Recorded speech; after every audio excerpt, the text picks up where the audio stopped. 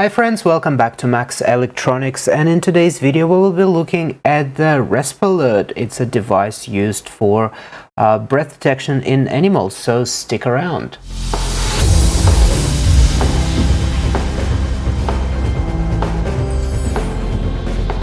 Here we have this device that I don't know much about. I've been told that there's a sensor on the end, which is actually just 1N4148 diode, I think it is. Very interesting measurement method. So it's just detecting the breath. It's got a standard RCA plug. In the back here we've got a little switch. It's not a power switch. It's a tone or a beep switch. Then we've got external power, either 9 volts AC or 12 volts DC, and the sensor itself, which is the diode. Looks like a speaker here. On the bottom we've got little mounting hole, I guess.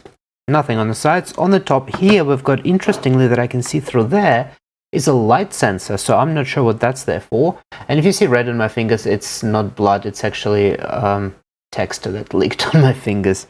Anyway, in the front panel we've got the display, which is interval, the sensitivity, which is that knob here, volume for volume, there's a breath LED here, indicator obviously, and this alarm, which is off, on, and then I guess it's 10 seconds, 20 seconds. I'm not sure whether it's an interval or whether it's how long the alarm's supposed to go off.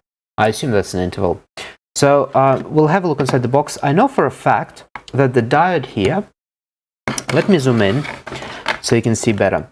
There is a diode, and the diode itself, as you can see, is broken off.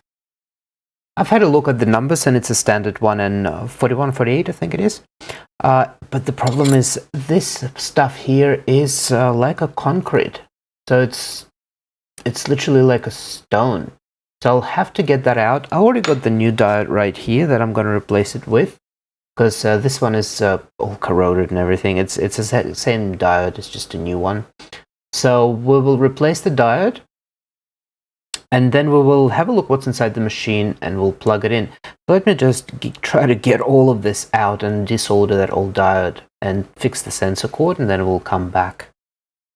I have replaced the diode on here. There's an old one somewhere floating around, so I've just added a new one. It was a nightmare to remove that thing out. So we can test it out and see if the diode is showing the diode on the multimeter. So the positive is on the outside, so if we check it this way, there should be nothing showing, and there isn't. Now let's swap it, and we've got a diode drop. So the sensor is done, and afterwards I will deep it further down. I'll push it further down inside the socket and put some epoxy resin on top, leaving it just a centimeter or 10 millimeters like it was before. But before we actually plug it in, let's have a look at the insides of the unit. I've already unscrewed the screws, so let's get the lid off and see what's hiding in there. Oh, there's a battery that is disconnected. So that's just a lead acid battery. 6 volts, 1.2 amps, I guess, for backup. And the year is 03 on there. There you go. It's September of the 3rd. Is it? Yeah. So that machine would be almost 20 years old, 18 years old. It's a very modular. You can get those those boxes from your local store, like in Australia it's J-Car, and they sell those project boxes like that. So we've got a little speaker and the buzzer there. We've got our switch, all the inputs, and here we got that should come out. Oh, there we go.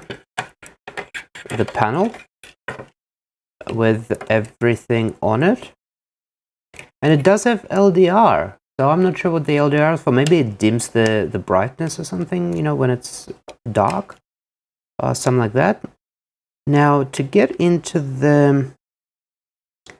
this board can be unplugged, the second board, but to do that I need to get behind this glass. And from what I can see from the side there, I can see a glue, so I don't think those things would be easily removed. Yeah, it's got a couple of ICs there and a couple of jumpers too. Let's see, let me try removing those. See if it's achievable.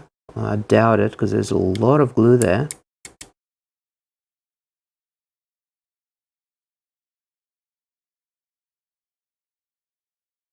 Yep, I can't remove those, which is a shame. Okay, well, let's see if the battery has any voltage on it. But I can bet you any money it will not have any voltage on it. You probably want to see the meter. Nothing. Yep, there's nothing there. And the battery is glued as well. Why would you glue something? The battery should be replaceable. And yet it's glued. You can see the glue all over the place. Okay, well, let's plug that into 12 volts and see if the device works. I'll just put it back in here.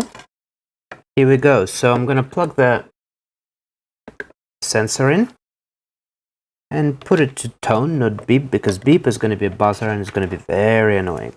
Put my lithium battery here. And the plug doesn't fit. Great. Oh, it's got a really, really big, thick plug in there. That would be maybe 3 millimeters or something. So nothing will fit there. So I may have to change the plug on here. Or actually, we can just power it from a bench power supply for now. And then I'll change the plug. Alright, I've got a bench power supply set to 12 volts. The polarity doesn't matter, since this got bridge rectifier for sure.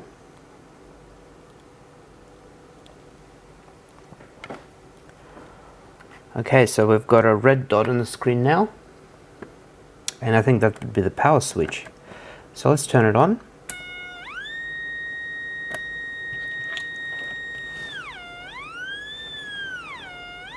Okay, so as I'm breathing on it,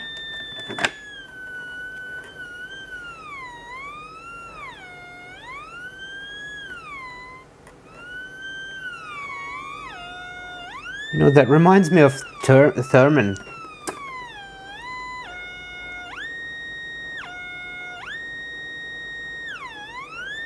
So if I don't breathe, and we'll let this run to 10 seconds, we'll see what happens. The alarm goes off.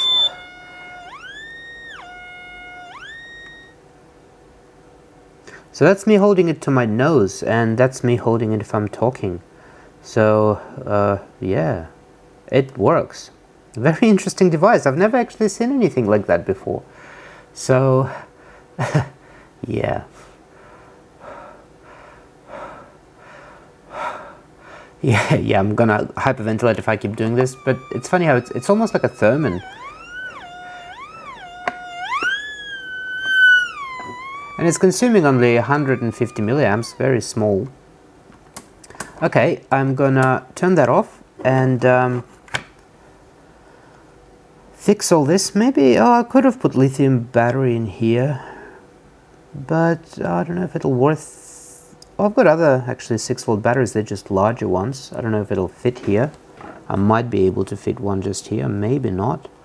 But anyway, so let me put this together and pot this, and then I'll show you once it's all done. I found the replacement battery. It is a lot bigger than the old one, so compare it to this one, that's the original. And as you can see, that is a lot bigger than this little battery. In fact, it's actually 4.5 amps, and this one's only 1.2 amps, so it doesn't matter. That means the device can work for a lot longer. I've used this awesome double-sided tape, the clear one. It's like a gel. It's very strong, to attach the battery to the lid, and it's there solid. It's a great tape. Also, I've changed the port. I've added 2 pads here for the battery, so they're very compressible, and there's still quite a bit of space left, enough for the screw goes in. And I've added new port, which is a standard barrel, you know, 5.5 by 2.1, so that will fit any power supply. Then I'm just going to assemble it together. The battery fits just fine, and then we'll test it out and find out what this switch does, the beep and the tone, and what that LDR does as well, and see if the battery works. The device is now assembled, so let's have a look in the front. It's all good, just gotta put the little label that it's been fixed, and we will test it out. So I've never actually thought the diodes, I knew the diodes could do thermal, you know, detect the temperature. You can find the diodes usually on stuff like your heater, like home heater. They usually have the diodes to measure the temperature. They don't have anything else really. So this diode didn't realize that it can be detecting breath. So that's pretty cool. Now let's plug the power supply, and as you remember, as soon as you plug the power supply, the red light comes on. So we'll test that. So we've got our 12 volt with a new port, and yep, the red dot is glowing, so that's fine. And now the device has got the battery, so it's a lot heavier than it used to be. So let's try plugging the sensor in and turning it on its own battery now. So here we go.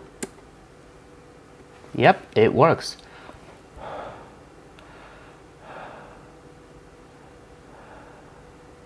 So sensitivity.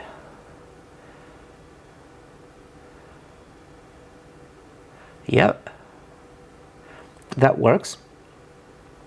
So volume.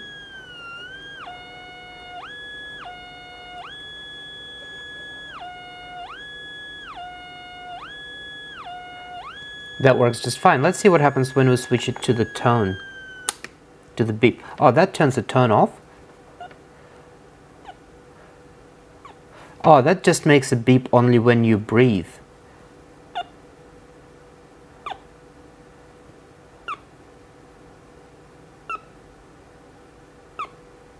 So that's interesting. Okay, and now let's see what happens when you cover the LDR with light.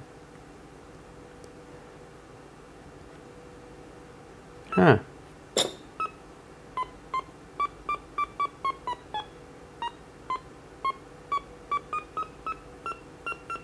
Huh.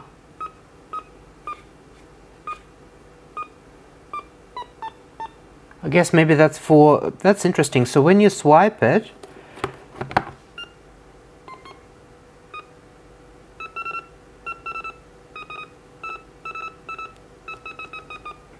so it resets it, okay.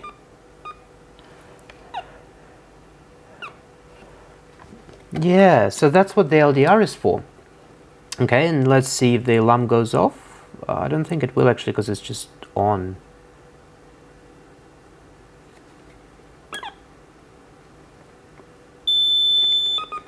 Yep, okay, so the device now works on the battery, and I'm pretty sure 100 milliamps that can be working for days. So 150 milliamps, and it's 4.5 amps, so oh, there we go. That would be working for good 24 hours for sure, probably, on that battery. So all I have to do now is just to add epoxy into there. I've used the masking tape, and I'll just fill it with epoxy and let it set, and that will be done. And that's it. So I hope you enjoyed this video about fixing that very interesting machine that detects the breath using a diode and the photosensor. I'm still not sure what that's for. Maybe you're meant to have some sort of another machine on top that is pulses LED for, I don't know. I have no idea. So that's it. Thanks for watching. Don't forget to like and subscribe if you like to see me repairing stuff. You can click on that link over here. And see you next time. My name is Max. Bye.